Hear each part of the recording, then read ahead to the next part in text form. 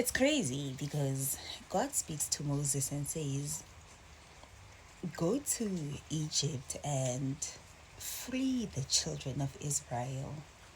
Deliver them from the hand of evil, from the hand of Pharaoh, from the hand of slavery, from the hand of bondage." And guess who were the first people to turn against Moses? Guess. The ones he was sent to deliver, the ones he was sent to help, the ones he was sent to free, to liberate. They were the first ones to curse Moses. They were the first ones to swear at Moses, to ill trash Moses, because they did not understand the higher picture, the bigger picture. These people had become so comfortable in their sins, have become so comfortable in their second nature. And I'm saying second nature because no one in this world was created to be evil, or no one in this world was created to gossip. No one was created to abuse anybody. But now we came into this world and we inherited a second nature to who we are. So they had become so accustomed to being abusive, to being abused, even to being slaves, when their sole purpose was to live a life of freedom. And they are the ones who are turning against Moses because they don't understand the bigger picture. They feel like Moses is there to disrupt what they are comfortable in already. So Moses was literally just telling them to move from their comfort zone. And it felt like an attack that Moses was telling them to move from their comfort zone. So they turned against Moses. But you know what? It did not stop the plan of God for their lives. It really did not stop the plan of God for their lives. And I guess the reason why people do that, turn against the chosen ones, is because they are not there when God calls the chosen ones. You see, when God calls you for a specific purpose, he does not make a conference call. He's not calling your neighbor to witness what he says to you. He doesn't even call your parent to tell them what he says to you. He does not call anyone to witness. He calls you alone. So you are the one who bears the calling of God in your heart. And when the calling of God is in your heart, best believe that God will see it to fruition. It will come to pass because it is God who works all things out for our highest good. So you are in this situation and you are being called to save your lineage. And the first people to turn against you are the ones that you are given the key to free. The ones that you have been told, assigned to relieve, and they turn against you. Not because you are the problem, but because they did not hear when God called you. And just like Thomas in the Bible, people want to see proof before they believe.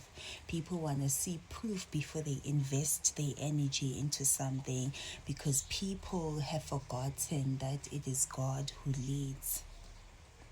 People want to see God in us before they believe that God is in us. It doesn't work like that. It doesn't work like that. And so they crucified you. They crucified you. I'm literally hearing the song. I'm hearing Michael W. Smith, Crucify.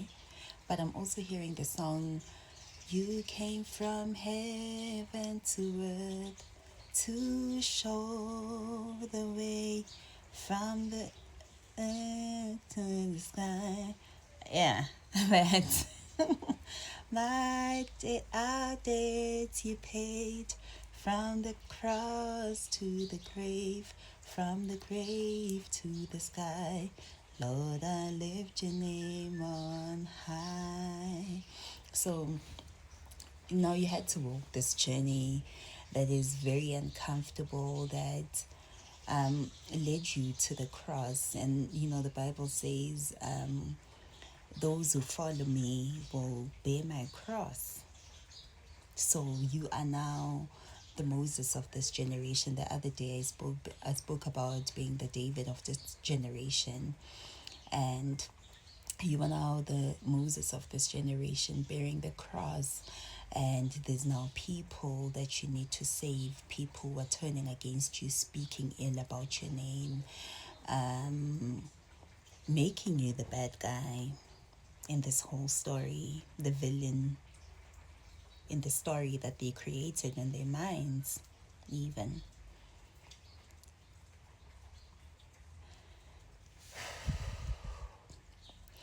What a heavy task to carry.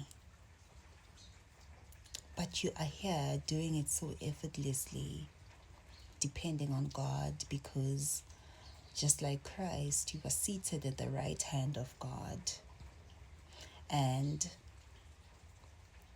you know what God already shows you, even though you do not see it with your own eyes. And I know how scary the path is, but I'm here to tell you that even when they turn against you, even when they hurl insults against you, it's not going to stop what God has said to you. You know what God has spoken. You know what God has said to you specifically. And what they are doing on their own does not stop the plan of God, because at the end of the day, your bloodline, your lineage will be saved. You will be freeing your ancestors, my love. Yeah, some of you have had to go down to the underworld and actually wrestle and rattle those cages that kept you in a loop of disorientation, a loop of confusion, a loop of repeated cycles that bear no good fruit. You've had to go down. Thank you so much, Spirit. I just heard a bird right now. You've had to go down to the end of the world and rattle those cages like, I'm gonna free them. That's you, my love. The strength that you portrayed, the strength that you displayed. Nothing that is said against you will disturb and interrupt and stop and terminate the will of God for your life and those that you are meant to save. You are going to see it even in the generations to come.